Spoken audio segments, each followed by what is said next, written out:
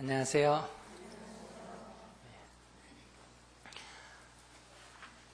오늘은 출가 열반제일 기간 동안의 용맹정진 제7일째 날이 되겠습니다.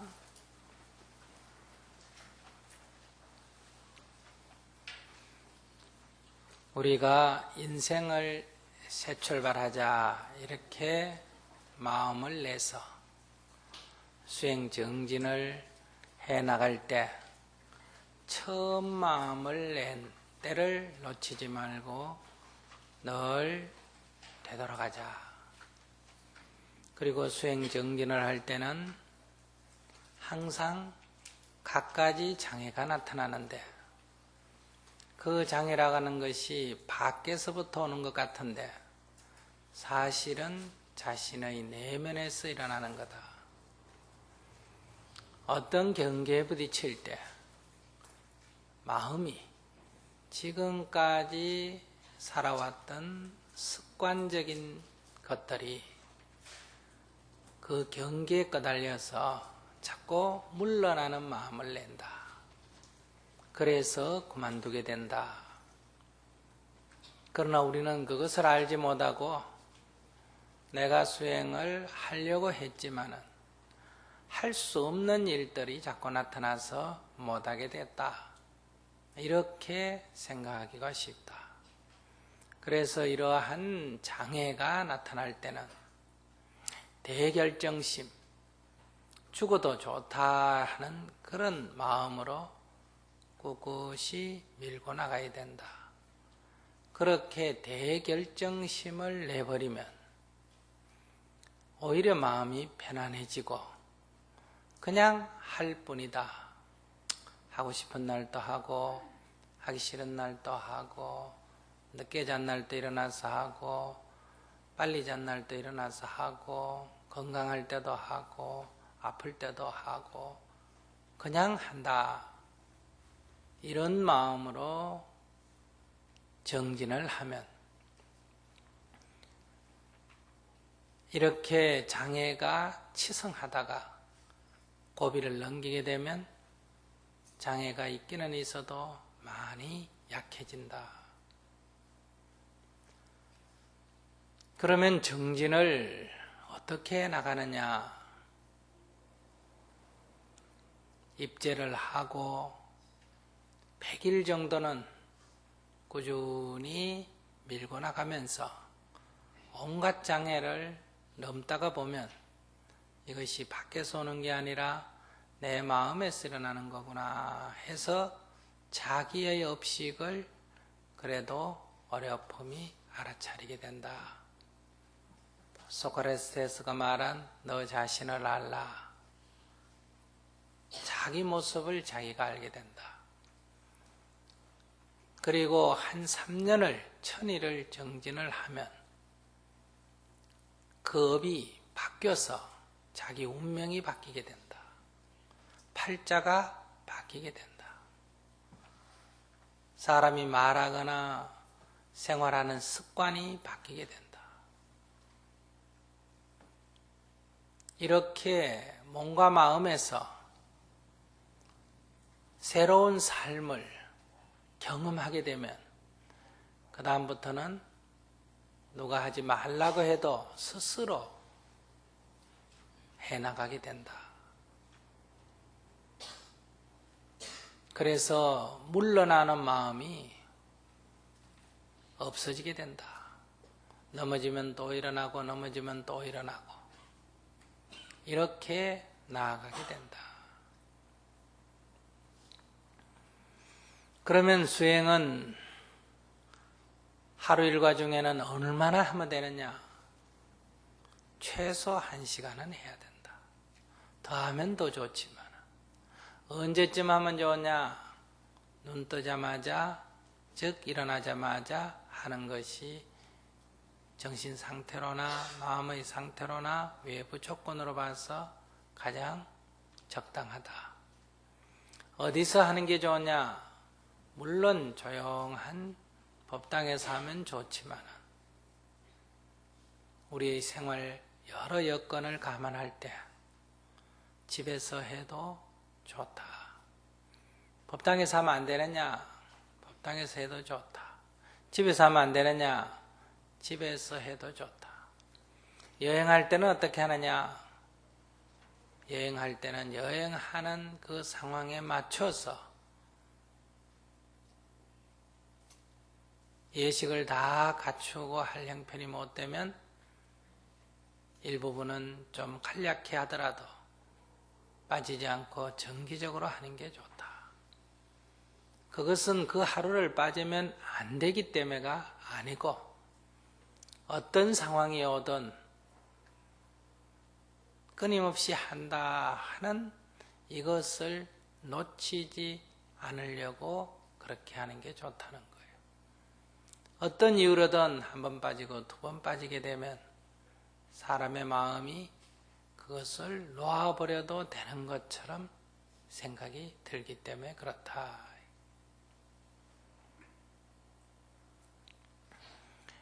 이렇게 우리가 정진을 해나가면서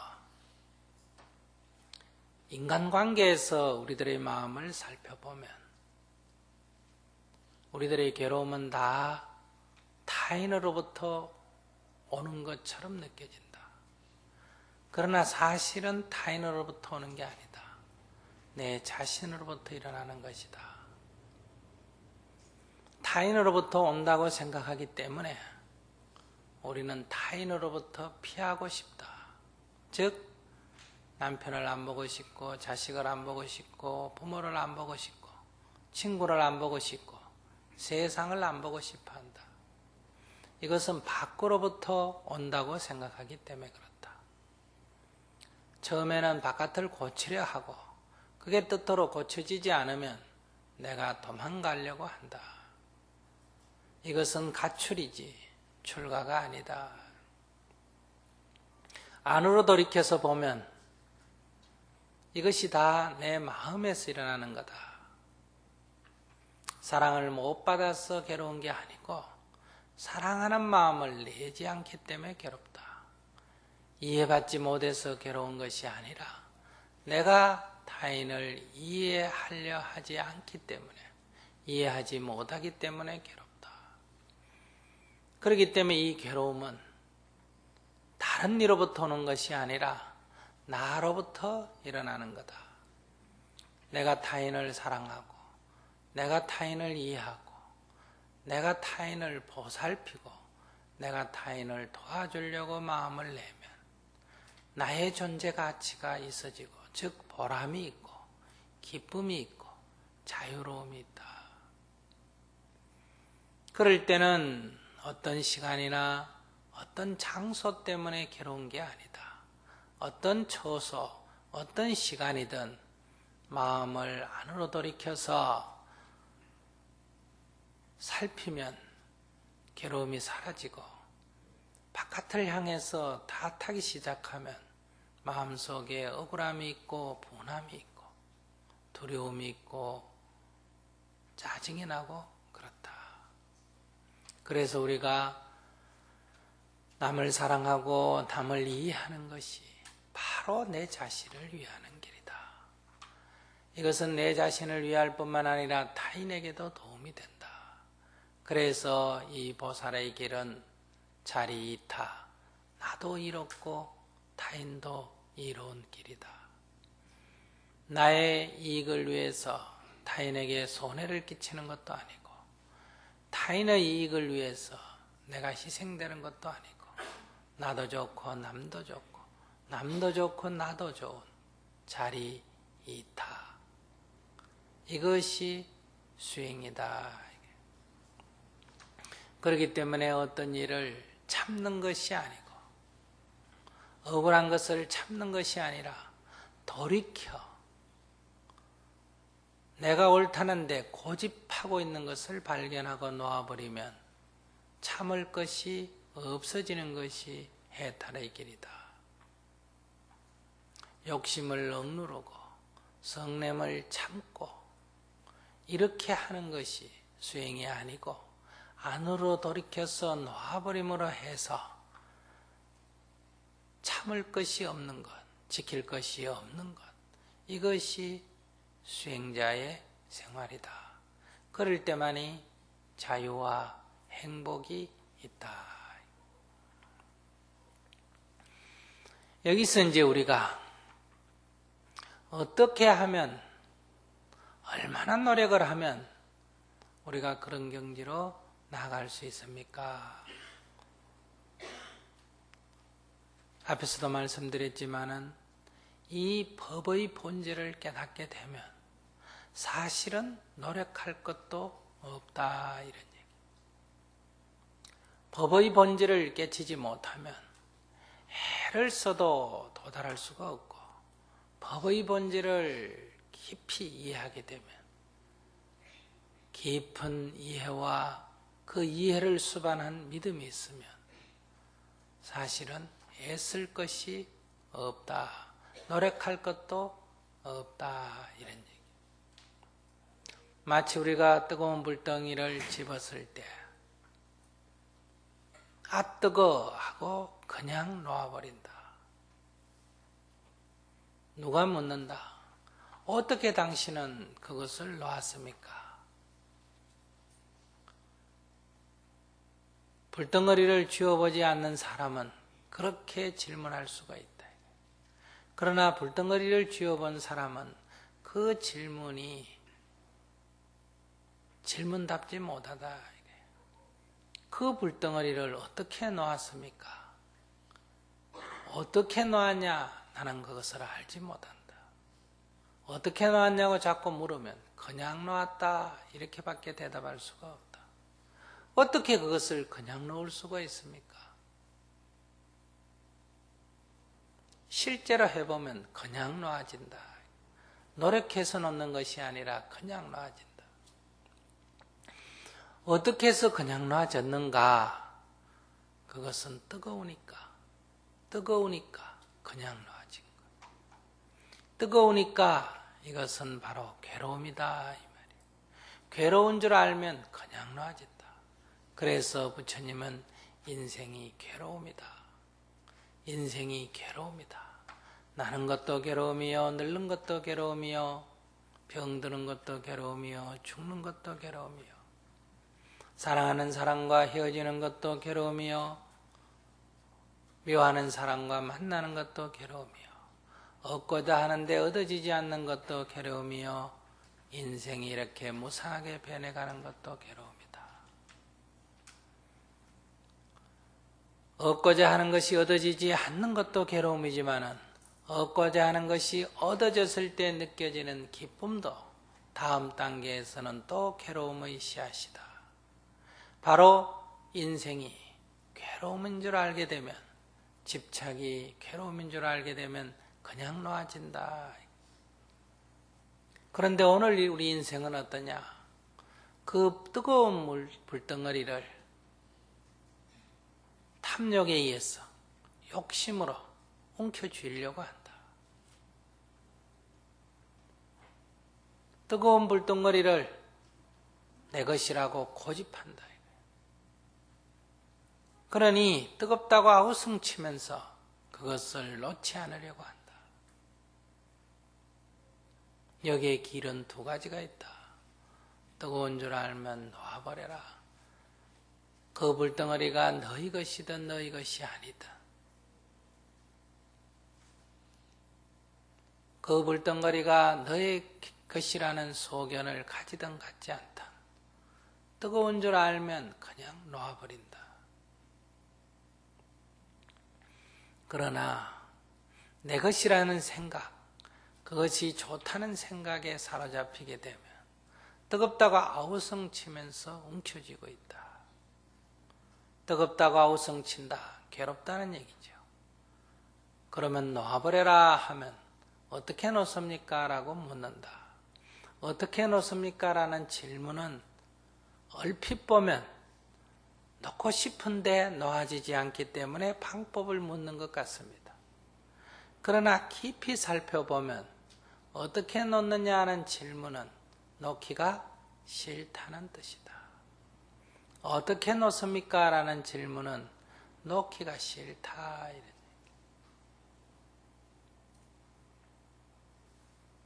실제로 실험을 해보세요.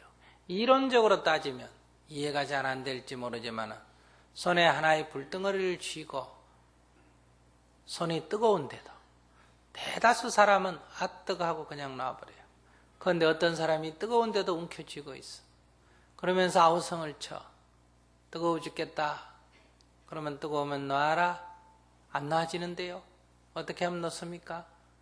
그럴 때 그는 그것을 놓기 싫어한다.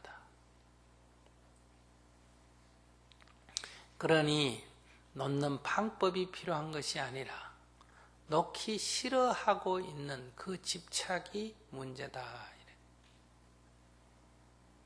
그러면 놓기 싫어서 그 불덩이를 쥐고 있으면 반드시 과보가 따른다. 손을 대는 과보가 따른다. 그러니 그것을 쥐려고 하거든 손을 대는 과보를 받아라. 손을 대는 과보를 받기 싫거든 그냥 놓아버려라. 다시 한번 말씀드리지만 어떻게 놓느냐 하는 것이 우리 대다수의 질문입니다. 그러나 수행은 어떻게 놓느냐를 말하기 이전에 어떻게라는 생각이 일어날 때 이미 놓기 싫다 하는, 안으로 돌이키면 놓기 싫다, 이것이 근본 원인이고 밖으로 살피면 방법을 몰라서 못 놓는 것 같다. 아침에 시계벨을 울려놓고 5시에 일어나려고 하는데 일어나지지가 않는다. 어떻게 일어납니까? 일어나야지 하고 아무리 결심을 해도 덩어리가 땅에 붙어서 안 일어나지는데요. 이것도 몸뚱이가 문제도 아니고 결심이 약해서도 아니다. 일어나기 싫다라는 생각에 사로잡혀 있기 때문이다. 그렇기 때문에 일어나기 싫다 하는 그것을 놓아버려야 한다. 그것을 놓아버려야 된다. 이 말은 일어나기 싫다는 생각에 사로잡혀서는 안 된다. 그럼 어떡합니까? 그냥 일어나라. 따르릉 하면 그냥 일어나라. 생각을 일으키지 마라. 어떻게라는 생각도 일으키지 마라. 일어나야 된다라고 각오도 하지 말고 일어나야지 하고 결심도 하지 마라. 따르릉 하면 그냥 싹 일어난다. 한 생각을 일으키면 이미 사로잡히게 된다. 한 생각을 내기 전에 따르릉 소리와 동시에 그냥 일어난다. 그럴 때 공부가 가장 쉽고 바로 된다. 누워서 일어나야지 아침기도 하기로 내가 약속을 했는데 이렇게 누워있으면 되나, 일어나야지 하는 것은 굉장한 노력을 하는 것 같은데, 일어나야지 이것은 일어나기 싫어 아이고 일어나기 싫어 이 말과 같은 말이다. 그렇기 때문에 일어나기 싫다는 것을 되풀이하기 때문에 일어나지지 않을 확률이 높아진다. 그렇기 때문에 벨이 울리면 싹 일어난다.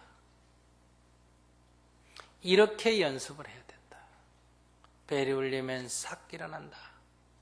일어나야지라고 하지 말고 일어난다. 줘야지라고 하지 말고 줘버린다. 법당에 가야 되는데 하지 말고 가버린다. 입제해야지 하지 말고 해버린다. 해버리는 순간 해야지 하는 번뇌는 없어져 버립니다. 그래서 생각을 하지 말고 먼저 행하라. 먼저 해보고 생각한다. 먼저 일어나 보고 먼저 해보고 그렇게 판단을 해야 되는데 우리는 먼저 생각하고 나중에 하는 게 좋은 줄 안다. 그 먼저 생각한다는 게 뭐냐?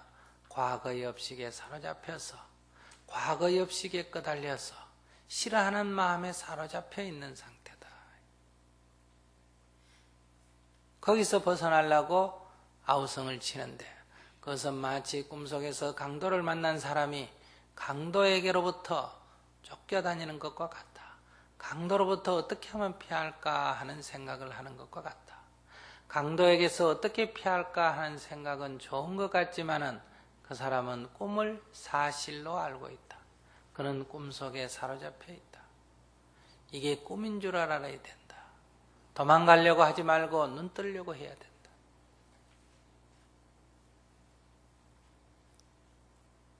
그러면 단박에 해결이 되지만은 도망을 가서는 밤새도록 도망을 가도 끝이 안 나게 된다. 그래서 옛부터 방하차 그냥 놓아라. 그냥 놓아라. 어떻게 놓습니까? 그냥 놔라. 어떻게 해요? 뜨거운 불덩이를 집었을 때 뜨거 하고 그냥 놓듯이 바로 집착이 괴로움의 씨앗인 줄 알게 되면, 괴로움의 근원인 줄 알게 되면 그냥 놓게 된다. 그러니 연구를 하지 말고 그냥 놓는 연습을 해라. 아침 일어나는 것도 그냥 일어나는 연습을 해라. 일어나려고 결심을 하지 말고 벌떡 일어나는 연습을 해봐라. 오늘 놓쳤으면 내일 또 잘 때 내일 아침에 종이 울리면 싹 일어나야지. 이렇게 한두 번 마음에 암시를 주고 따르릉 하면 한 생각 일으키기 전에 그냥 벌떡 일어나봐라. 벌떡 일어나는 순간에 일어나야지 하는 모든 번뇌는 일순간에 없어져 버린다.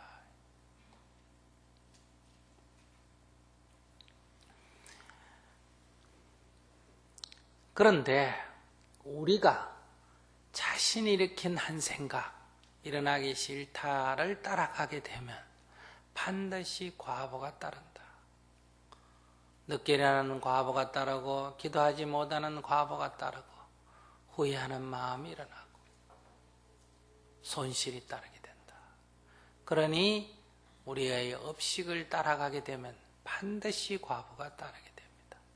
그래서 인연을 지어꺼달란 과보가 있음을 알아야 된다. 그 과보를 받아야 된다. 그 과보가 받기 싫으면 인연을 짓지 말아야 한다. 인연을 짓지 않는다 하는 것은 마음에서 일어나는 생각을 따라가지 않는다. 그냥 놔버려야 한다.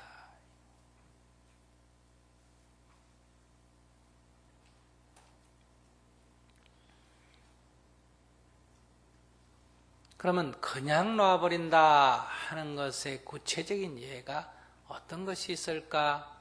우리 생활에 나이든 70이나 80된 노부모가 50된 자식을 걱정하고 20대가 된 손자를 걱정하고 세상의 인지상정으로 보면 부모가 자식을 걱정하는 것은 당연하다 이거예요. 그러나 그런 인지상정으로만 봤을 때는 해탈의 길은 멀다 이런 얘기. 그러니 70대 80대 된 노인이 50대 된 자식을 걱정한다고 해서 아무런 도움이 되는 법이 없다. 노인은 노인대로 걱정이 들어서 병이 나고 인생이 불행해지고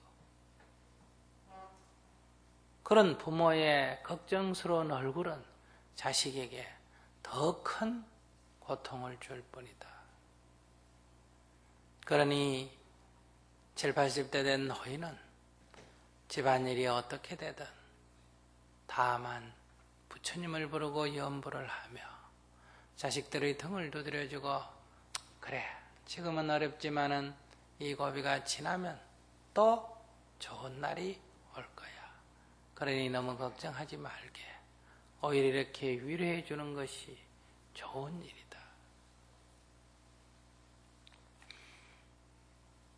어릴 때 키우던 때에 생각이 들어서 늘 50이 됐는데도 아직도 그 아들, 그 딸을 걱정하고 있다는 것은 실제는 아무런 도움이 안 된다.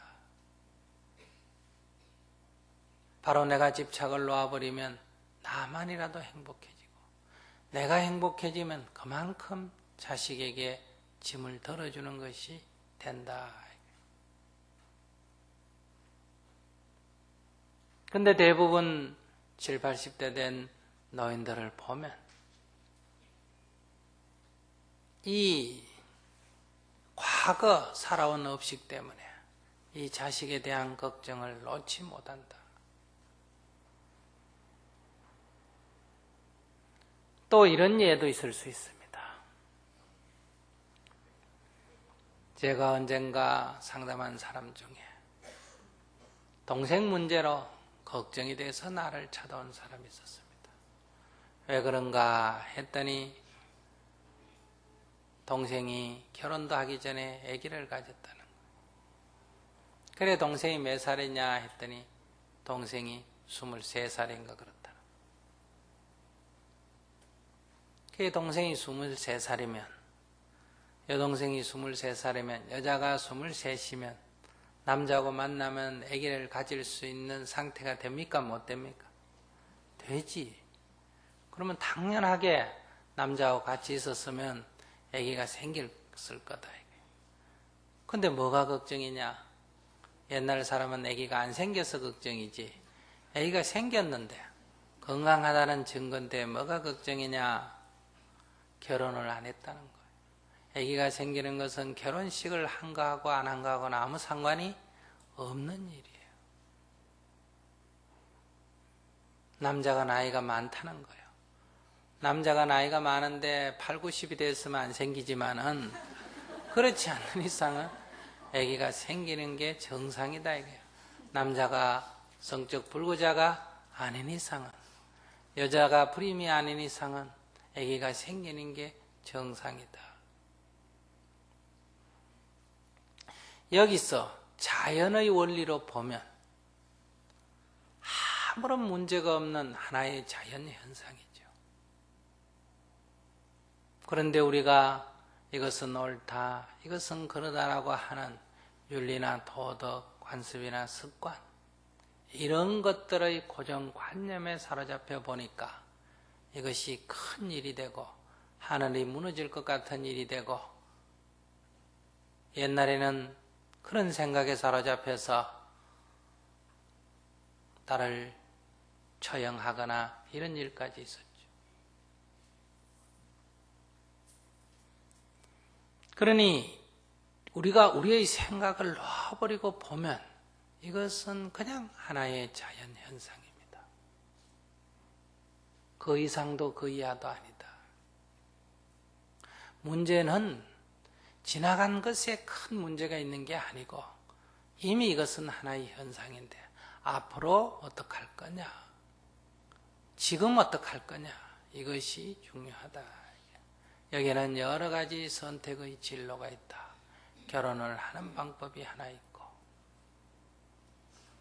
또 헤어져서 아기를 낳아서 혼자 키우는 방법이 있고 그 다음에 헤어지되 아기를 키우는 방법이 있다. 이 중에 어떤 것이 내가 살아가는 인생의 길에 옳을 것인가? 만약에 아기를 지우게 된다면 불자라면 살생한 죄가 해당되기 때문에 오래도록 심리적으로 많은 타격이 있을 거다. 아기를 낳아서 혼자서 키우게 되면 자기의 앞으로의 진로에 또한 많은 어려움이 있을 거다. 결혼을 하게 된다면 결혼을 한 것에 따른 남자가 나이가 많다든가 이런 문제로 가족의 반대에 부딪힐 것이다.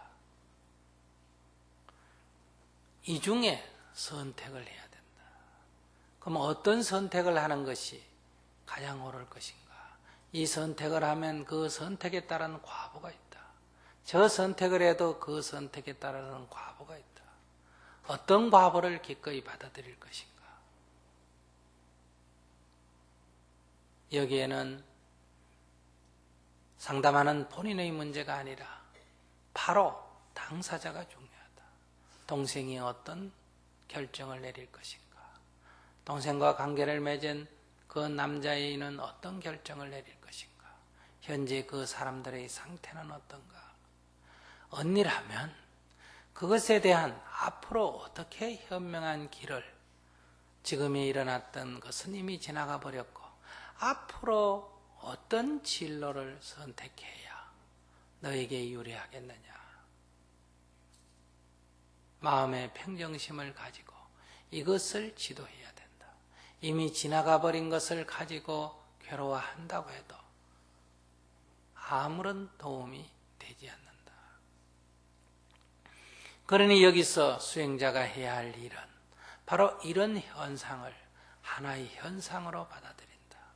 하나의 현상으로 받아들이면 마음의 평화가 온다.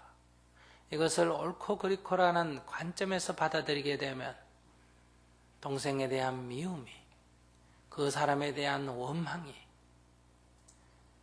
그렇게밖에 동생을 못 돌본 자기 자신에 대한 좌절감이, 이런 것들에 휩싸이게 된다.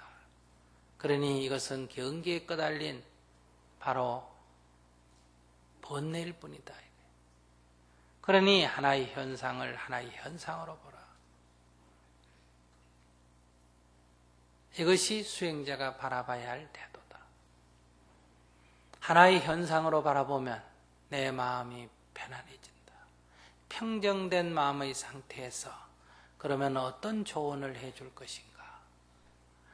이것은 내 문제라면 내가 선택하면 되지만 내 문제 바꿔 얘기일 때는 나는 언제나 조언자 역할을 해야 한다. 마치 내가 동생인 양 생각해서 이래라 저래라고 해서는 안 된다.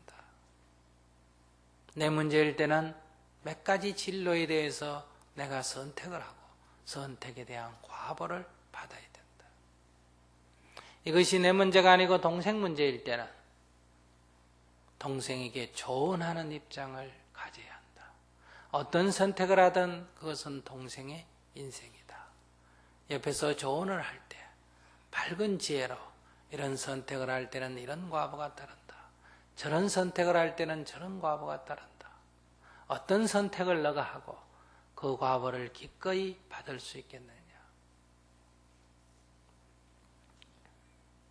그 당시에는 결혼을 하면 안 될 것 같지만 이미 결혼을 해버리고 세월이 5년이나 10년이 지난 뒤에 한 가족이 되어 있을 때는 그때의 미움은, 그때의 분한은 다 쓸모없는 것이 된다.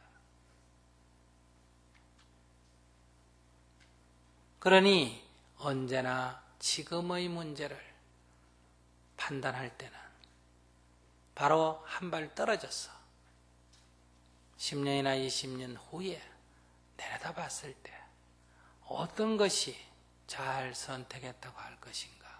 왜 10년이나 20년 물러나서 바라보라고 하느냐? 과보를 받는다는 것을 생각하고 인연을 지어라, 이런 얘기. 지금만 보면 과보가 보이지 않는다. 그렇기 때문에 어떤 선택을 할까에 헷갈림이 있지만 10년, 20년 뒤에 서서 지금을 내려다보면 그 과보가 어떨 것인지를 충분히 알기 때문에 어떤 과보를 내가 기꺼이 받을 수 있겠는가, 이것을 알게 된다. 저하고 상담했던 분 중에는 딸 문제로 크게 고통받는 사람이 있었습니다. 딸이 고등학교 다니는데 연애를 해서 아기를 가졌다는 거예요.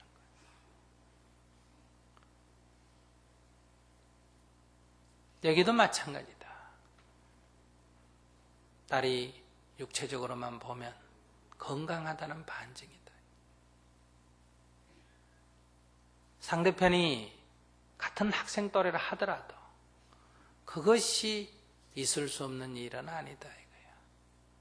옛날 같으면 그 나이에 시집 보내고 장가 보냈으면 첫 딸, 첫 손자를 낳았다고 반가워할 일이다. 그렇기 때문에 이것은 하나의 사건이다. 사건은 사건으로 봐야 한다. 그래야 내 마음이 평정에 이르게 된다. 내 마음이 평정해야 나를 위해서 내가 좋은 조언을 할 수가 있다.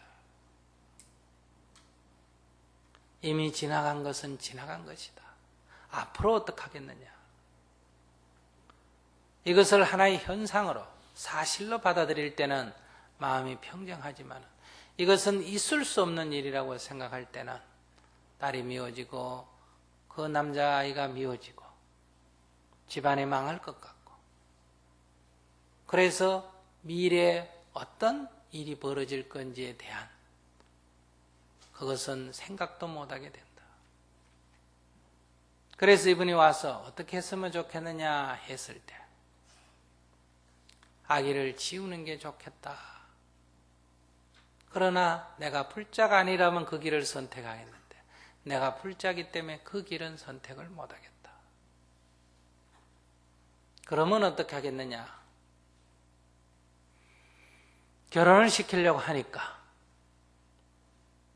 아이 앞길이 망치지 않겠냐. 앞길이 창창한데 이제 고등학생인데 어떻게 지금 결혼을 시키겠느냐. 결혼도 안 된다. 그럼 남는 일이 뭐냐? 아기를 낳아서 자기가 키우겠다.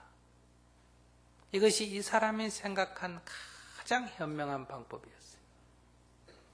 딸도 위하고 뱃속에 있는 생명도 해치지 않고, 그래서 아기를 낳아서 자기가 키우겠다.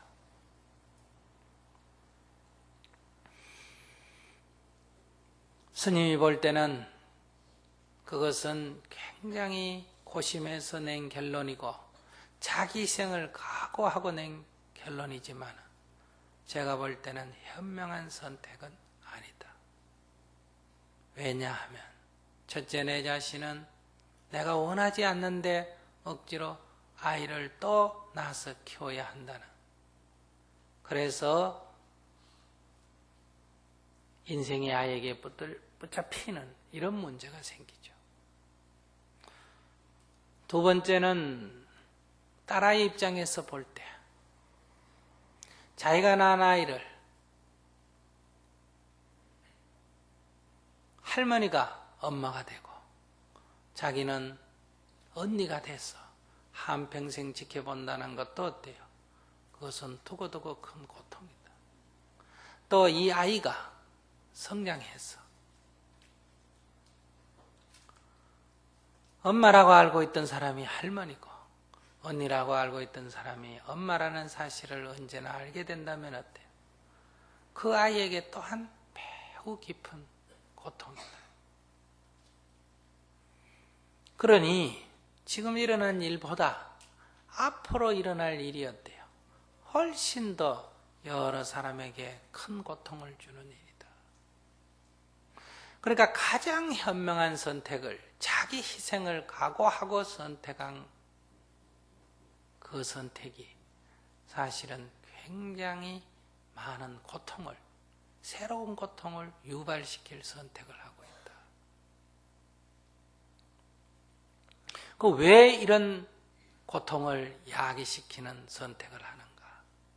지금에 일어난 일이 큰 일이라고 생각하고 이걸 어떻게든 덮고 넘어가려고 하는 이런 생각 때문에 더 큰 화를 자초하게 된다. 이럴 때 제일 중요한 것은 나이니 뭐니 따지지 말고 바로 결혼을 시키는 게 좋다. 결혼을 시키면 지금 1, 2년 학교 다닐 때 조금 문제가 되지, 이것은 세월이 지나버리면 어때요? 아무 문제도 없는 일이 된다. 그런데 상대가 결혼을 전제로 하고 사귄 것도 아니고 상대가 결혼을 원하는 것도 아니고 이쪽에서 저쪽을 결혼할 원함도 아니고 결혼을 할 수가 없겠다.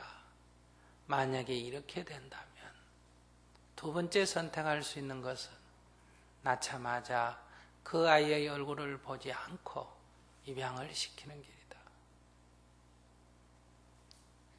아이에 대한 사랑은 여러분들이 아이를 안고 키웠기 때문에 아이에 대한 사랑의 집착이 있지, 얼굴도 보지 못하면 아무런 집착이 없습니다. 병원에서 누워서 아기가 나왔는데 그 얼굴도 보지 않고 고통만 있다가 끝나면 마치 수술한 것과 같다. 이게.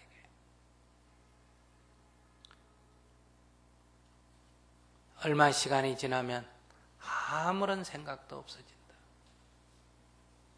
그러면 그 아이는 좋은 부모를 만나서 아무런 문제 없이 잘 자라게 된다. 그런데 누집에 이방 갔느냐 해서 나중에 찾아가든지 알려고 한다면 이것은 이 아이에게 또 새로운 고통을 주게 된다.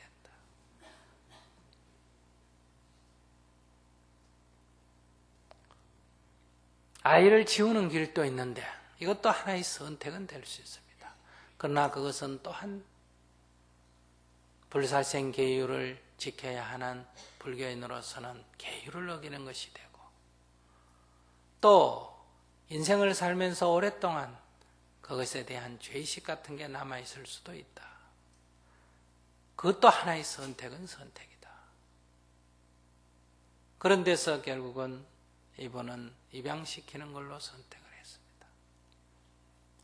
그것은 아이가 없는 어떤 집에 기쁨을 주고, 아이를 낳은 엄마는 아무 일 없었다는 듯이 자기의 학업을 계속할 수가 있고, 이 상담자는 새로이 아이를 키워야 되는 그런 부담을 갖지 않아도 된다. 어떻게 보면 잘못된 것 같지만 요즘 애기 하나 낳아서 주는 대리모 역할을 하려면 몇 천만 원 돈이 들잖아, 그죠? 그러니 또 다른 측면에서 생각해 보면 어때요? 세상에 좋은 일을 한 것이 된다. 그러니까 어떤 선택을 하느냐에 따라서 이미 저질러진 일도 세상에 유용한 일이 될 수가 있다. 그러나 그 이후에 지금까지 있었던 일의 잘못에 흥분해서 또 잘못된 선택을 하게 될 때는 그것보다 10배 더한 새로운 과보를 받게 된다.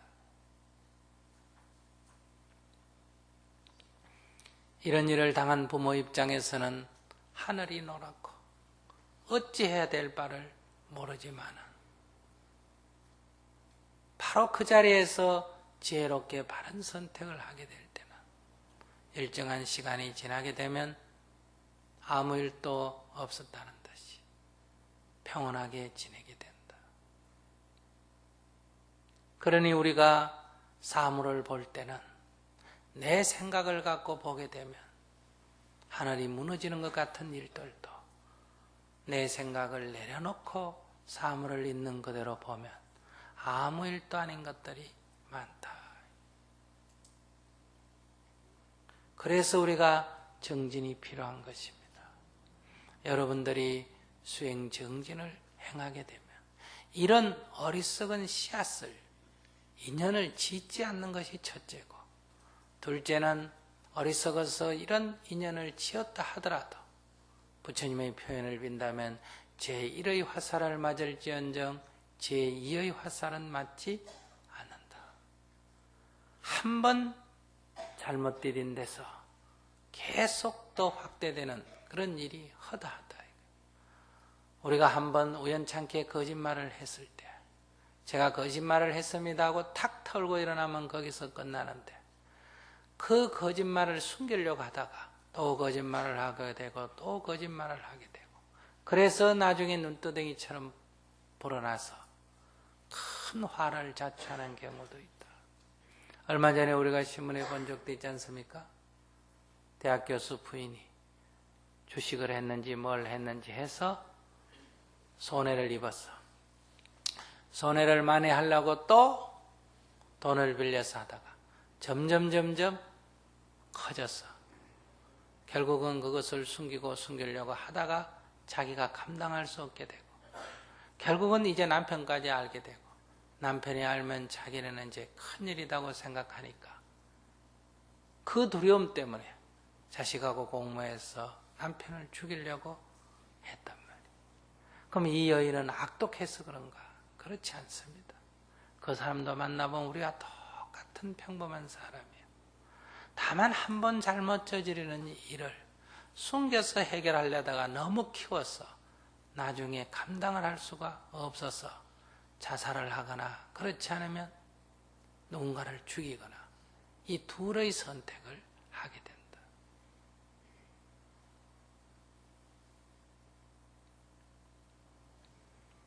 이런 일들은 우리 사회에서 허다합니다. 어떤 잘못을 저질렀는데 그것을 오히려 드러내서 비난을 받았으면 작은 비난으로 끝난 일을 숨기려고 하다가 결국은 터져서 10배, 20배 큰 망신을 당하고 돌이킬 수 없는 죄가를 짓는 경우가 우리는 이 세상에서 흔히 본다. 여러분들 딸마 인생에 이런 일들이 많을 거예요. 남편에게 뭔가를 숨기거나 자식에게 뭔가를 숨기거나 부모에게 뭔가를 숨기거나 친구에게 뭔가를 숨기거나 사실은 그것을 드러내놓고 보면 별일 아니고 엎드려 절 한번 하면 되고 돈 좀 물어주면 되고 뺨따기 몇 대 맞으면 되고 망신 조금 사면 될 일인데 그것을 움켜쥐고 숨기다가 결국은 죽을 수밖에 없는 선택을 죽일 수밖에 없는 선택까지 가게 된다.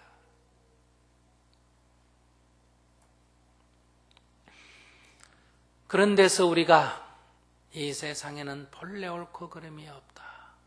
모든 현상은 하나의 현상일 뿐이다. 그 현상을 각자 어떻게 보느냐에 따라서 옳은 일이 되기도 하고 그런 일이 되기도 하고 큰 일이 되기도 하고 작은 일이 되기도 한다. 나에게 옳은 일이 타인에게는 그런 일이 되기도 한다. 내가 잘한 일이 다른 사람이 볼 때는 잘못한 일이 되기도 한다. 내가 잘못했다고 보는 일이 상대편의 입장에서는 잘한 일이 되기도 한다. 그렇기 때문에 이 세상은 옳으니 그러니 시비가 있는 것입니다. 나도 너도 다 잘한 일, 나도 다 잘못한 일 이렇게 되는 경우가 오히려 적고 견해가 상반될 때가 더 많다. 왜 이렇게 견해가 상반되느냐? 서로의 이해가 다르고 서로의 관점이 다르고 한마디로 말하면 서로의 업식이 다르기 때문이다. 그러니 우리가 서로의 업식이 다르기 때문에 이해가 다르기 때문에 관점이 다르기 때문에 판단이 다르다는 것을 인정해야 한다. 어떻게 그렇게밖에 생각을 할 수 없느냐? 이렇게 말해서는 안 된다. 그렇게 되면 결국은 갈등을 가져올 수밖에 없다. 그 사람의 입장에서는 그렇게 보아질 수도 있겠다. 그 사람의 입장에서는 그렇게 생각할 수도 있겠다. 이렇게 될 때 내 마음에 평정이 오고 그렇게 될 때 올바른 해결책을 찾을 수가 있다. 그래서 옛말에 있지 않습니까? 적을 알고 나를 알면 백전백승이다. 적도 모르고 나도 모르면 백전백패다. 오늘 우리는 대부분 타인의 입장을 이해하지 않고 자신은 흥분된 상태에 있고 그러다 보니까 해결한다는 것이 더 덧나게 만들고 해결한다는 것이 더 덧나게 만든다.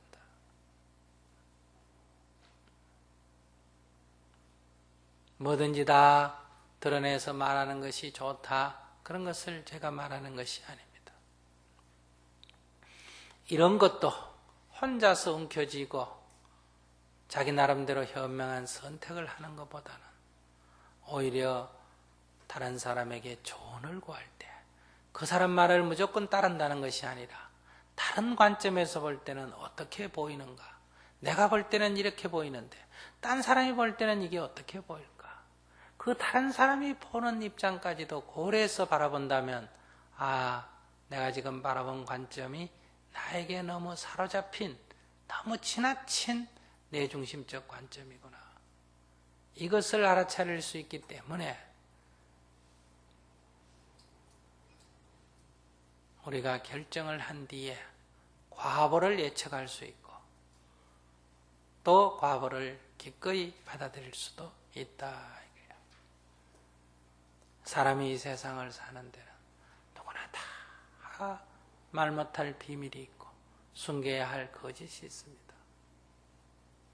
사람은 살다 보면 다 조금은 실수를 행하게 되고 그런데 우리는 그것을 적당히 덮고 가려고 하다가 결국은 그것을 키우게 되고 나중에는 돌이킬 수 없는 재앙을 만들게 된다.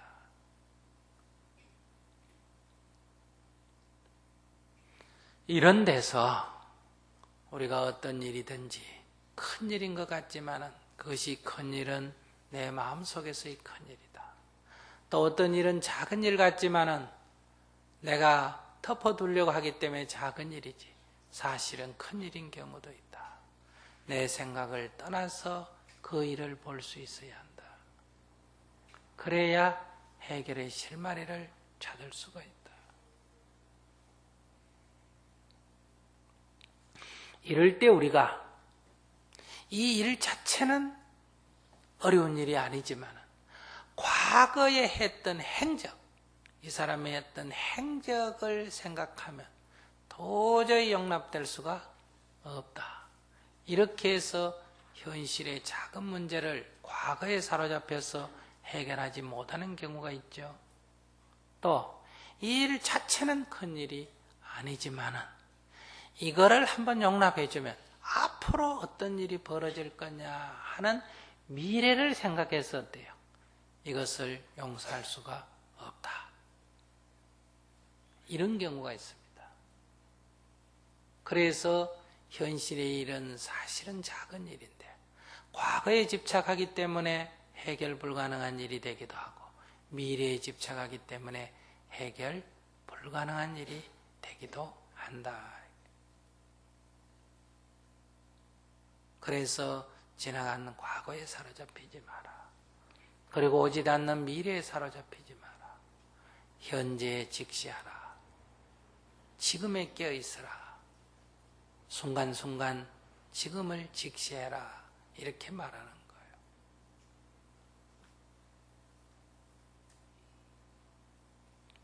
오늘 우리 사회적으로 일어난 일들에도 이런 경우가 아주 많습니다. 최근에 있었던 일 같으면 지율스님이 천성상 문제로 단식을 하는 일도 그렇습니다. 정부 입장에서나 철도공단의 입장에서는 한 개인이 하는 일이니까 그것을 너무 소홀하게 봤다. 여론이 뒷받침되지 않기 때문에 무시하기 시작했다. 그렇기 때문에 작은 일이 키워서 나중에 걷잡을 수 없는 일이 됐다. 또 지율스님 입장에서 보면 정부가 한 약속을 한 번, 두 번, 세 번 어겼다고 생각을 하기 때문에 불신하게 되고 그 불신이 크기 때문에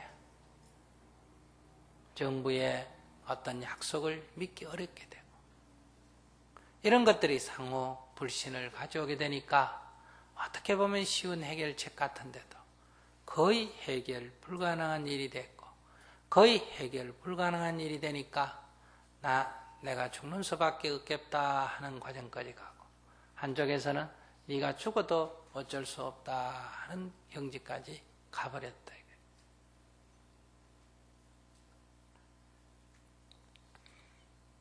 이랬을 때 현실적인 선택이 중요하다. 그러니 공단이나 정부 쪽에는 죽어도 좋다고 하지만 만약에 죽는다면 어떤 일이 생기겠느냐. 그런 일은 없을 거라고 생각하지 말고 그렇게 됐을 때 구체적으로 어떤 일이 일어나겠느냐. 이것을 충분히 감안해야 되는데 그것은 아직 일어나지 않는 일이기 때문에 거기에 대한 과보를 고려하지 않죠. 사람이 살았을 때는 찬반양론이 있지만 일단 사람이 죽었다 그러면 여론은 사람을 죽일 수밖에 없었느냐 하는 관점으로 초점이 맞춰지면서 온갖 문제제기가 되고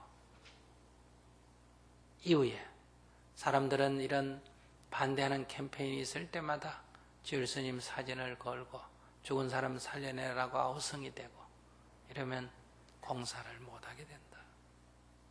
이 공사만 못하는 게 아니라 온갖 공사에 다 장애가 된다. 그러니 이 사람의 요구는 3개월이고 돈이 좀 조사하는 데 든다고 하더라도 경제적으로 따지나 현실적으로 따지나 어떤 것이 더 중요한가? 이게 바로 현실적 판단이다. 근데 사람은 흥분되면 잘못된 정보가 유입이 돼서 저 사람의 의견을 받아들이게 되면 3개월이 문제가 아니라 다른 공사, 다른 데도 다 주장하면 다 받아들여야 되지 않느냐. 한 사건만 갖고 바라보지 않고 여러 사건을 연계해서 바라보기 때문에 결정을 못 내리게 되죠. 그러니 여기서 우리가 지나간 과거에 사로잡히거나 오지 않는 미래를 염려하게 되면 현재를 보지 못한다.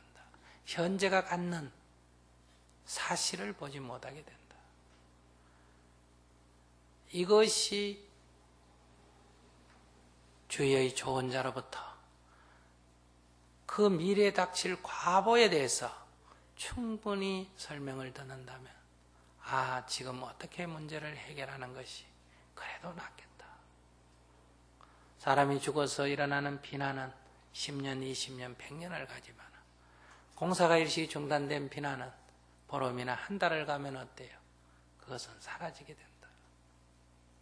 돈이 얼마 더 든 것은 지나놓고 보면 5조에서 6조 들었다 하나 그것은 지나놓고 보면 사라지는 일이지만 사람이 죽었다 하는 일은 적어도 사고로 죽은 것이 아니라 이렇게 죽었다는 것은 그것은 어떤 다른 폭발적인 변수를 불러올지도 모른다.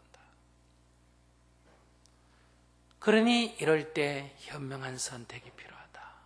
국가정책을 이끌어 나가는 지도자는 법률적으로 옳다 그러다고만 따져서는 안 된다. 정치적인 판단이 필요하다. 이런 것들이 받아들여졌기 때문에 결국은 해결 불가능한 일 같은 것이 해결의 길로 접어들게 된 것이다. 우리 인생도 이렇다. 부부관계도 실타래처럼 엉켜가지고 도저히 풀 수 없는 이래도 저래도 못하는 상황에 있고 세상의 일이 어떤 이해관계로 얽혀가지고 이것은 죽는 수밖에 없다. 이런 경지가 많습니다. 그렇기 때문에 오늘날 우리 사회에도 몇 번마다 한 명씩 자살하는 이런 세상에 도달하지 않았습니까? 사람을 죽이거나 죽는 수밖에 없는 선택에 내몰린 사람이 매우 많습니다. 그러나 죽어야 할 일도 없고 죽여야 할 일도 없다. 내 생각에 사로잡히면 죽이거나 죽어버려야 할 일밖에 없지만 그것을 내려놔 버리면 어떤 상황에도 죽여야 할 일도 없고 죽어버려야 할 일도 없게 된다.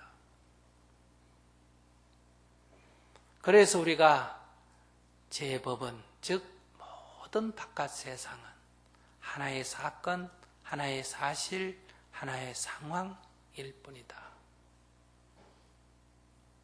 비가 오는 것이 좋다고 할 수도 없고 날이 맑은 것이 좋다고 할 수도 없다.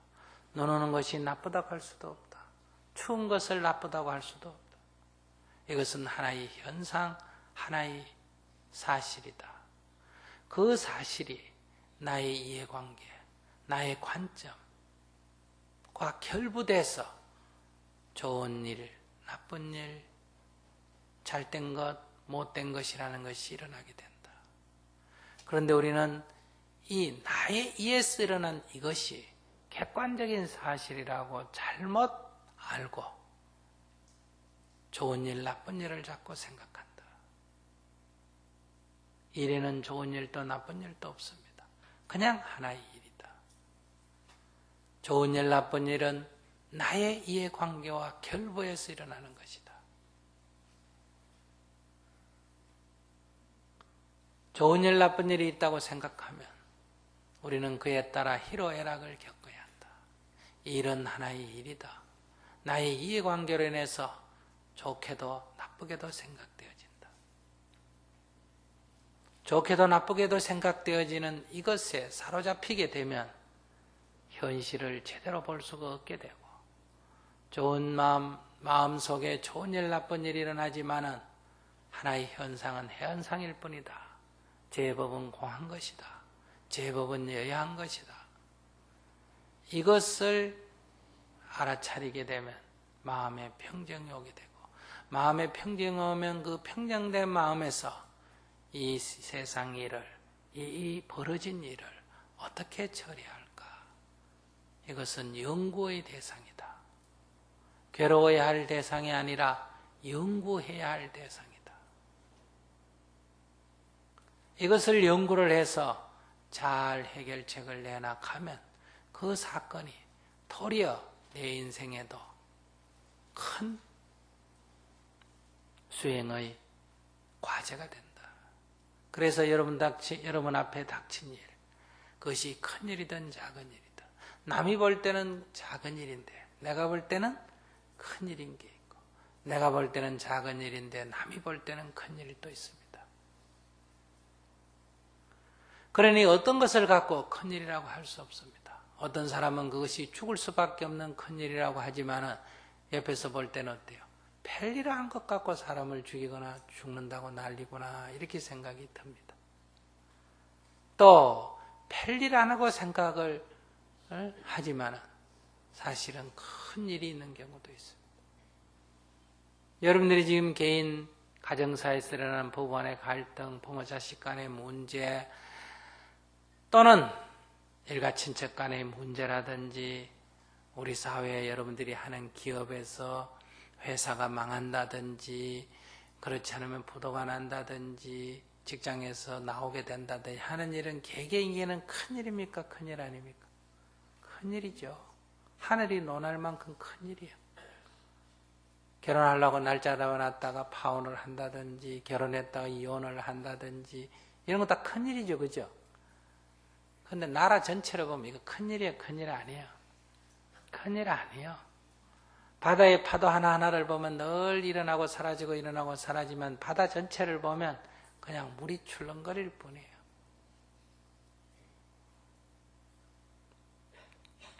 그런데 지금 미국과 북한이 갈등을 일으키고, 미국과 중국이 갈등을 일으키고, 한국과 일본이 갈등을 일으키고, 이런 일들은 우리가 볼 때는 별로 중요한 일이 아니에요. 뭐 이런들 저런들 관심도 없어. 그런데 사실 이것은 굉장히 큰 일이에요.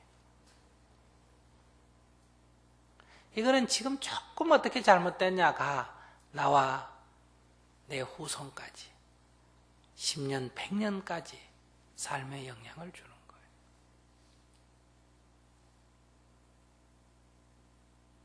그런데 우리는 눈앞에 보이는 자기의 일은 작은 일인데도 큰 일처럼 보이고, 자기의 삶과 이 땅에 사는 모든 사람들의 운명이 뒤바뀔 수 있는 그런 큰 일에 대해서는 이래 되든 저래 되든 아무 상관이 없는 생각을 갖고 있다.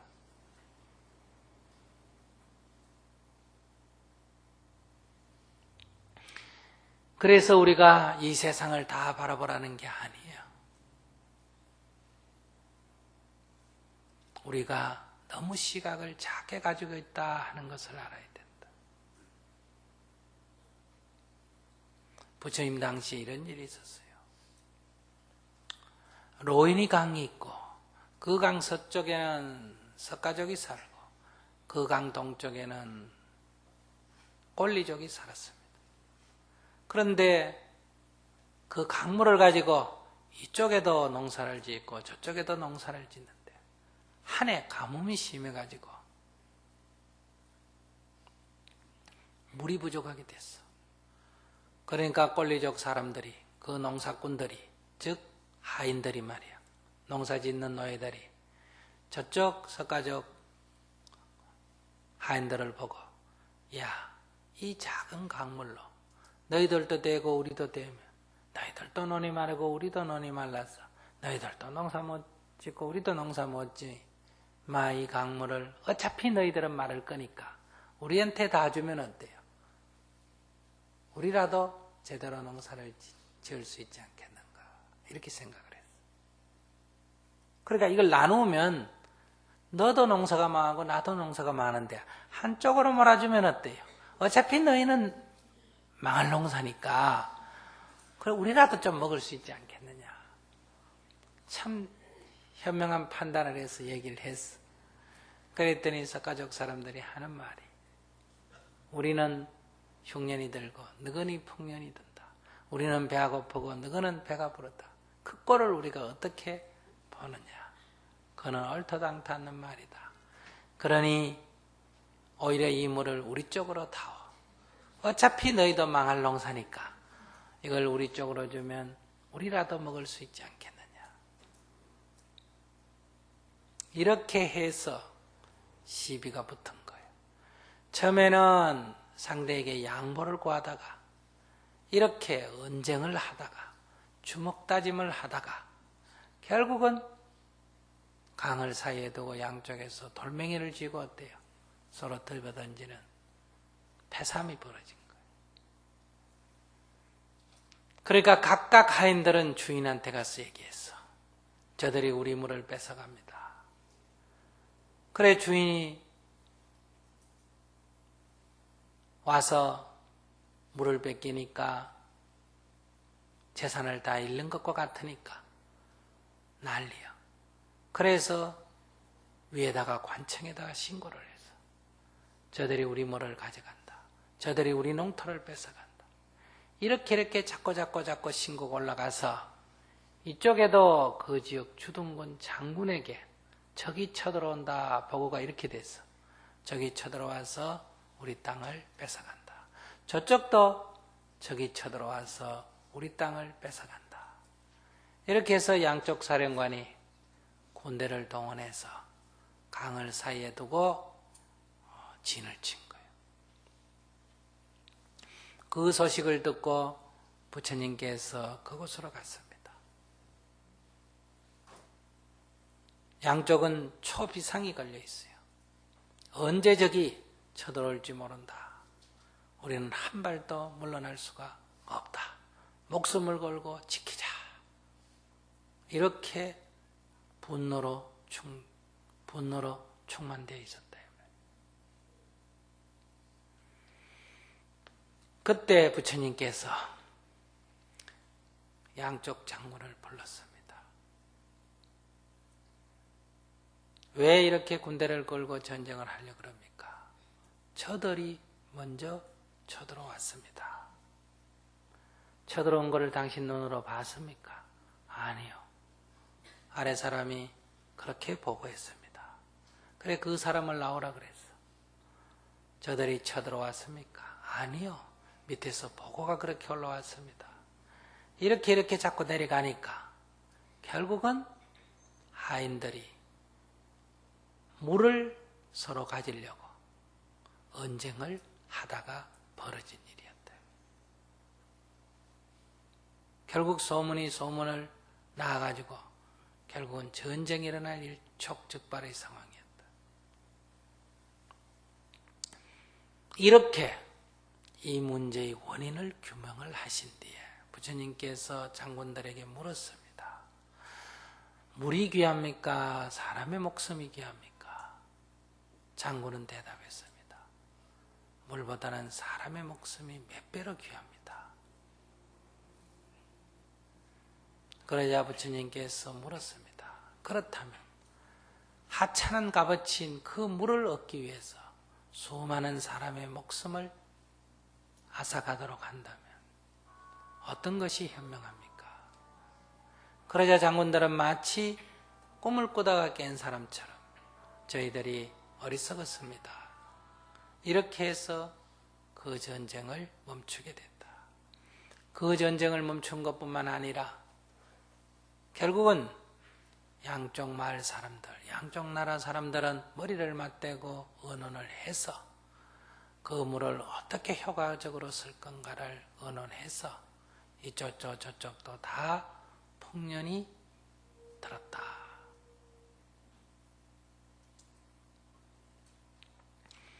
우리는 남의 보고만 받고 세상의 소리만 듣고 흥분을 하게 되면 갑자기 천하가 무너질 것 같은 그런 감정에 빠지게 된다. 오늘 이 땅을 들끓게 하는 독도 문제도 그렇다. 이렇게 해서 우리는 흥분의 도가니에 빠져들게 되고, 그래서 우리가 미래에 어떤 이익을 상호간에 가져야 할 건가, 한일 간에 협력을 해서 어떤 미래의 이익을 우리가 얻을 것인가 하는 온데간데 없어지고, 오늘 당장 우리 눈앞에 보이는 정신적 만족감, 여기에만 사로잡히게 된다. 비단 이 하나의 사건뿐만 아니라 많은 사건들이 그렇습니다. 오늘날 쟁점화되어 있는 수도 이전 문제도 그렇다.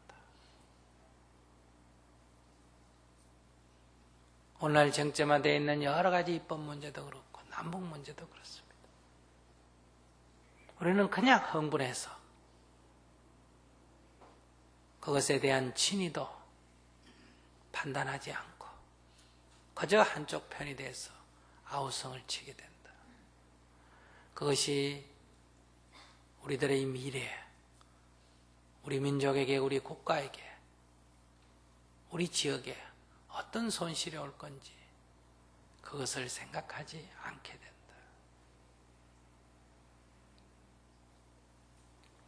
이런 데서 다시 한번 말씀드리면 언제나 이 세상의 일은 하나의 사실에 불과하다. 여러분들이 어떤 일을 닥친다 하더라도 그것은 하나의 사실이다. 그 사실에 내가 어떻게 바라보느냐에 따라서 옳고 그름이, 맞고 틀림이, 좋고 나쁨이 일어난다.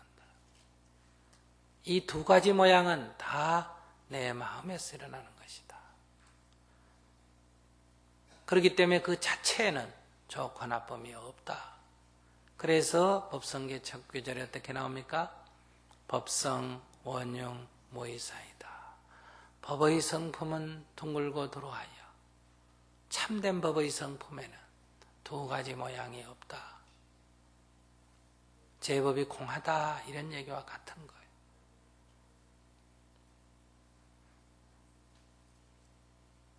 그러나 어떤 사건이든 그 사건을 바라보는 사람의 마음속에는 다 두 가지 모양이 일어나게 되는 거예요. 그런데 그 옳고 그름이 사람에 따라 달리 비친다. 일본 사람 눈에 달리 비치고 한국 사람 눈에 달리 비치고 경상남 눈에 전라도 사람 눈에 달리 비치고 사장 눈에 노동자 눈에 달리 비치고 다 이게 달리 일어나는 거예요. 똑같은 사건인데 아내의 눈에, 남편의 눈에 달리 보인다. 그런데 우리는 늘 자기 눈에 보이는 것을 옳다 하고 타인의 눈에 보이는 것을 그러다고 한다. 그러니 우리가 여기서 저 사람 눈에는 저렇게 보이는 거구나, 그 사람 눈에 보이는 게 옳고 내 눈에 보이는 건 틀렸다는 얘기가 아니고, 내 눈에 보이는 건 옳고 타인의 눈에 보이는 건 틀렸다는 게 아니고, 저 사람 눈에는 저렇게 보이구나, 내 눈에는 이렇게 보이구나, 내 눈에는 이렇게 보이구나 하는 것은 내가 옳다는 고집은 하지 않는다. 그러나 내 눈에는 이렇게 보인다. 내 눈에는 이렇게 보일 뿐이다. 타인의 얘기를 들으면서 당신의 눈에는 그렇게 보입니까? 그 사람의 눈에는 지금, 저 사람의 눈에는 지금 저렇게 보이는 거구나. 그것을 이해하고 인정하고 내 눈에 보이는 것은 고집하지 않는다.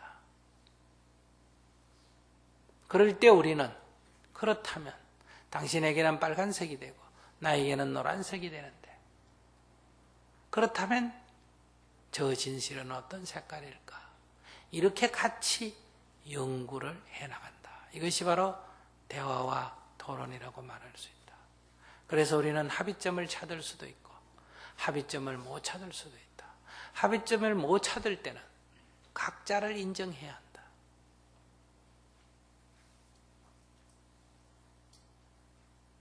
그러니 여러분들이 부부관계의 일도 이렇게 대화를 통해서 합의점을 찾아서 나갈 수도 있고 합의점을 찾을 수 없는 것은 그대로 인정하자. 저 사람은 나쁜 사람이다가 아니라 저 사람은 계속 저런 관점에서 인생을 살고 있다. 그것은 그의 단순한 잘못이 아니라 그가 자라오면서 형성된 업식이 그렇고 현재 그의 이해관계가 그렇기 때문에 그것을 인정하고 좀 더 지켜보자. 이렇게 할 때 우리는 다 합의는 못하더라도 다 같은 관점은 못 갖더라도 서로 다름을 우리가 이해하고 인정한다면 적어도 갈등과 불화, 투쟁, 싸움 이런 것은 오지 않게 된다.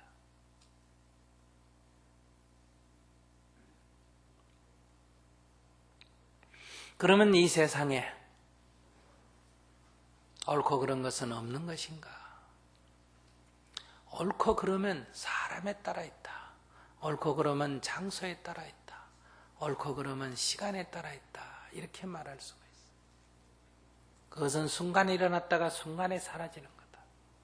그렇기 때문에 그것은 그 속에는 실체가 없다. 그것은 무상한 것이다. 이래 말할 수가 있어. 옷을 벗는다 하는 것은 옷을 벗는다고 하는 사실일 뿐이다. 그 옷을 벗는 것은 좋은 일도 아니고 나쁜 일도 아니다. 그러나 목욕탕에서 옷을 벗을 때는 우리는 좋은 일이라고 받아들인다. 법당에서 옷을 벗는 것은 나쁜 일이라고 받아들인다.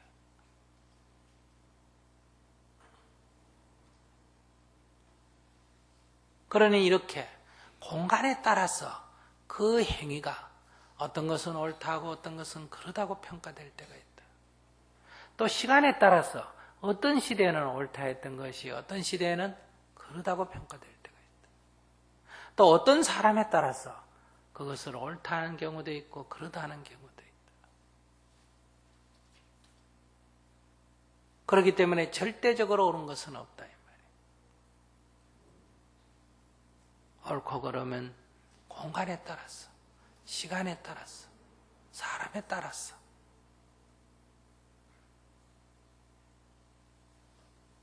일어나게 된다.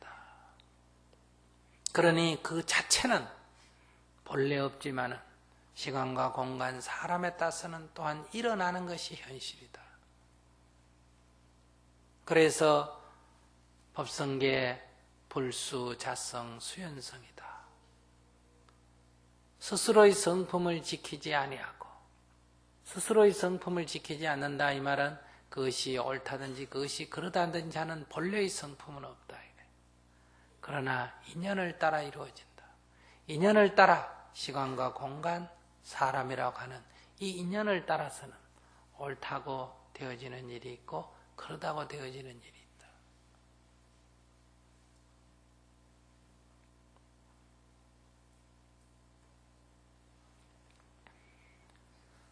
이 인연을 따라서 옳다고 되어지기도 하고 그러다고 되어지는 것, 이걸 알아야 됩니다.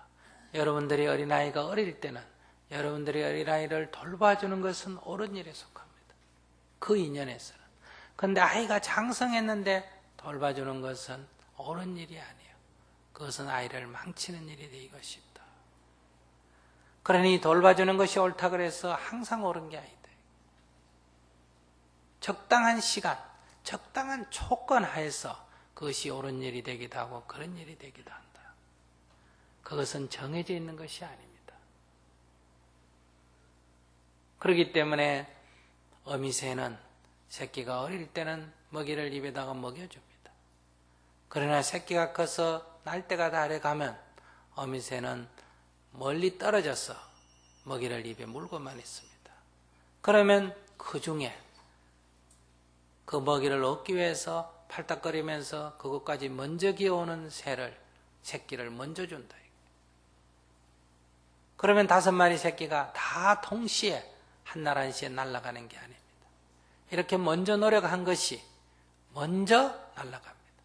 그것을 보고 뒤에 있는 새끼가 또 기어나와서 먹이를 먹고 또 날아갑니다. 이것이 어미새가 새끼를 사랑하는 법이다. 차별해서 그런 것이 아니다 이거예요. 바로 자립을 시키기 위해서. 정말 새끼를 위해서 그렇게 한다. 그러니 오늘 우리들도 아이들이 어릴 때는 사랑으로 돌봐줘야 합니다. 그러나 아이가 이 세상을 스스로 살아갈 수 있도록 다른 사람과 관계를 잘 맺으면서 살아갈 수 있도록 아이들을 훈련시켜야 한다. 어제도 얘기했지만 다른 사람을 이해하면 자신에게 좋고 다른 사람으로부터 존경과 사랑을 받습니다. 다른 사람을 좋아하면 자신에게 좋고 그것이 다른 사람으로부터 사랑을 받게 된다. 다른 사람을 도와주면 자신에게 좋고 그것이 다른 사람으로부터 도움받는 길입니다. 우리 아이를 이기적으로 키워놓고 너만 알도록 키워놓고 학교에 가서 반장으로 안 뽑아준다고 생각하면 안 된다. 어떻게 키우느냐? 지금 내가 내 식대로 키워서 아이에게 과연 좋은가? 아이에게 좋다는 것은 그 아이가 바깥 세상에 나갔을 때 세상 사람들로부터 사랑을 받을 수 있는 생각과 말과 행동을 하느냐.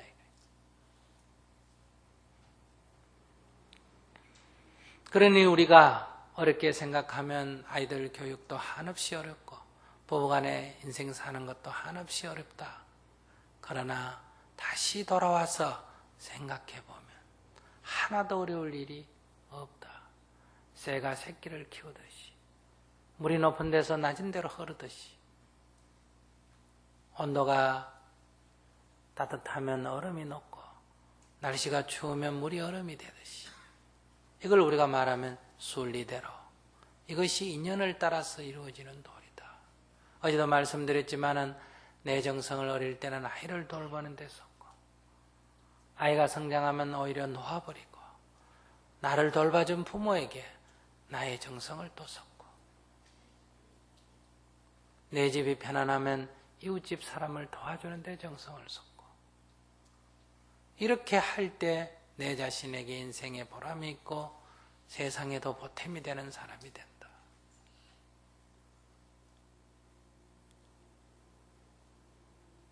그래서 집착함이 없이 해야 한다. 어떤 행위를 하더라도 그것이 습관화되지 않도록 해야 한다. 나쁜 일의 습관만 나쁜 것이 아니라 좋은 일에 대한 습관도 나쁜 결과를 가져올 때가 많다.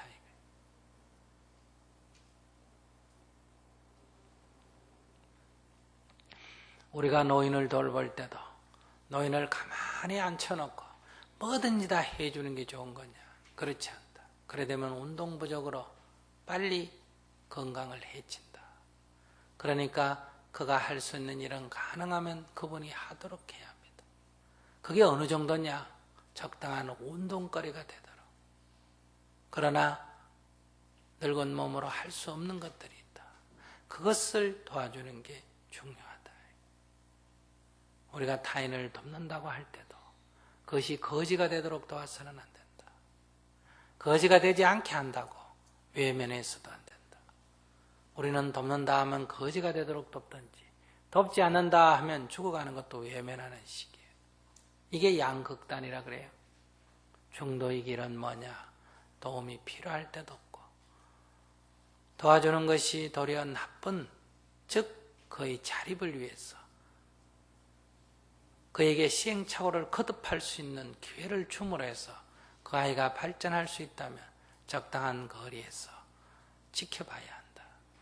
우리가 적당한 거리에서 지켜보는 것이 부모가 자식에게 잘 안 되기 때문에 우리가 아이들에게 많은 사랑을 베풀어 키웠지만 나중에는 부모로 인해서 도리어 아이의 성장에 장애되는 그런 결과를 가져올 때도 있다.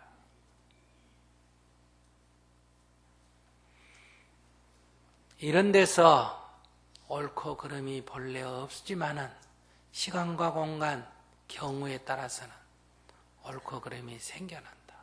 옳고 그름이 생겨나지만은 거기에는 옳다 할 그르다 할 실체는 없다. 그것은 시간과 공간, 상황이 바뀌게 되면 그것은 따라 바뀌게 된다. 그래서 옛 성인들이 도라는 것은 어렵지 않다. 더우면 옷을 벗고 추우면 옷을 입고 목마르면 물 마시고 졸리면 자는 것과 같다. 아무것도 할 필요가 없이 게을러라 이런 얘기가 아니라 도라는 것은 그런 자연스러움이다. 오늘 우리가 그런 자연스러움을 갖지 못하고 있다. 왜?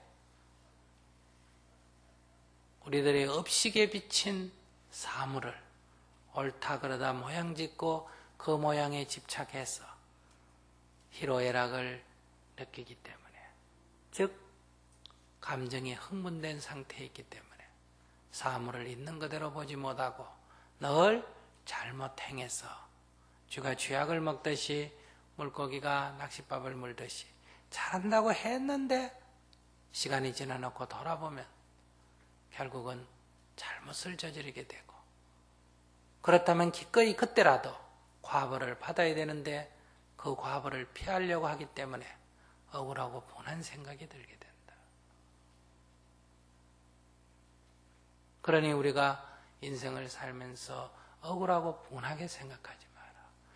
여러분만 억울하고 분한 게 아니라 이 세상 사람은 모두 다 어떤 일에 대해서는 항상 자기는 좀 억울하다, 분하다 이런 생각이 들 수밖에 없습니다. 왜 그럴까?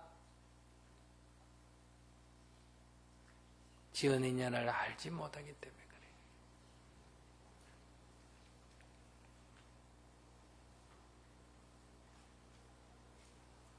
그러니 우리가 억울하고 분하다는 것은 내 지은 인연을 알지 못하기 때문이다.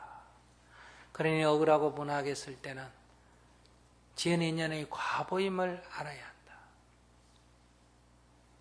마음을 돌이켜서 본래 자리로 우리가 돌아가야 합니다.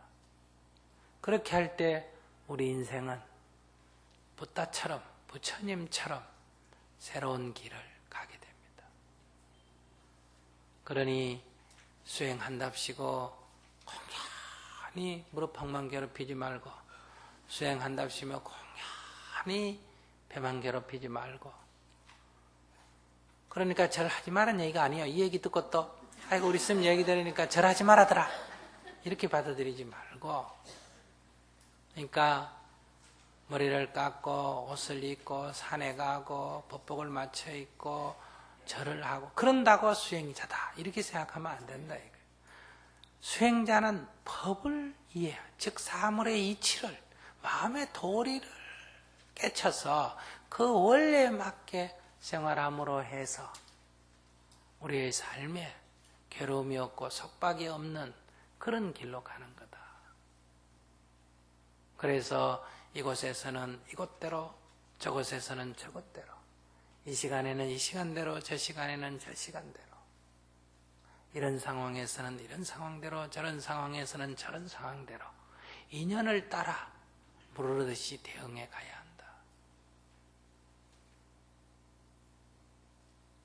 그렇다면 현재 남편과 아내와 같이 사는 것이 큰 문제가 아니고, 현재의 자식과 현재의 부모와 더불어 사는 것도 문제가 아니고, 떨어져 사는 것도 문제가 아니고, 직장에 있을 때는 충실하게 다니다가 나가야 될 상황이면 감사하게 나가고, 여유가 주어진다면 봉사를 하고, 또 일할 거리가 주어진다면 일을 하고, 물에서 나온 송어 새끼가 파닥파닥 뛰다가 죽듯이 우리는 늘 지나간 과거, 오지 않는 미래에 집착해서 괴로워하거나 초조 불안하다가 하루하루 인생을 낭비하게 된다. 오늘을 피하고 내일 좋은 일이 없습니다. 오늘 닥친 일을 여야하게 임할 때 오늘이 내 인생이에요. 항상 하루하루가 내 인생이지 하루하루를 떠나서 내 인생이 따로 없다. 그런데 우리는 미래의 좋은 인생을 바라고 지금의 하루하루를 낭비하고 있다 이거예요.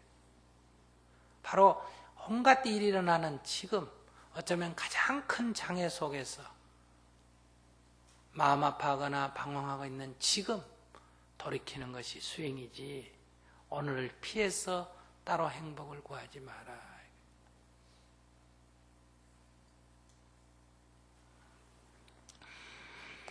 그런 데서 법성계를 한 번 더 생각해 봅시다. 법성원흉 무이상. 법의 성품은 둥글고 들어와여 두 가지 모양이 없다. 제법에는 옳고 그름이 없다. 제법은 여여하다. 불수자성, 수연성, 스스로의 성품이 없지만은 스스로의 성품을 따르지 아니하고 수연성, 인연을 따라 이루어진다. 시간과 공간,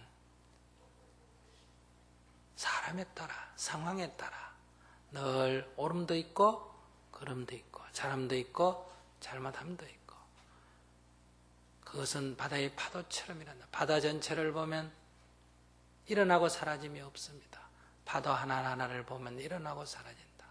하나하나에 사로잡히면 일어나고 사라지는 줄만 알고 바다 전체에 보면 고요함만 한다.